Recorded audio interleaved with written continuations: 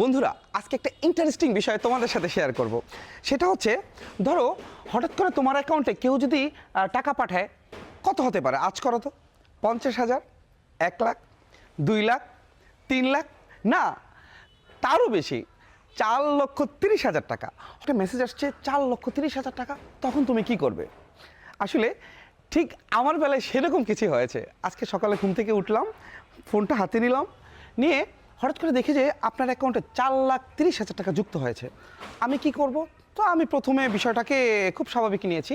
স্বাভাবিক নেওয়ার কারণ হচ্ছে আমার 2-3 ফ্রেন্ড থাকে বাইরে, বিভিন্ন ইটালিতে থাকে একজন, সৌদিতে থাকে একজন। তো মাঝে মধ্যে ওদের আমার অ্যাকাউন্টে টাকা পাঠায়, ওদের বিভিন্ন কাজে আমরা খাটাই।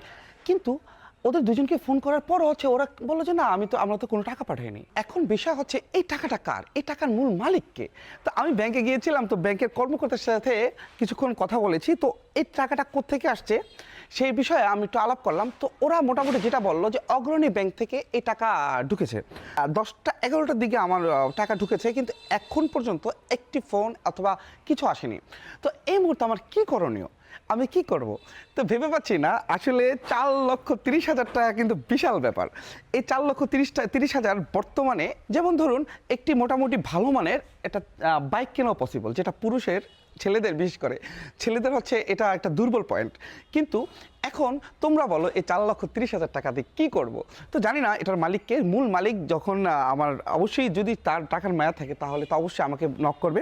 তো যদি নক করে সেটা আমি অফিসিয়ালি হচ্ছে এটা সব প্রসেসিং কমপ্লিট করে তবেই তাকে টাকাটা ব্যাক করব।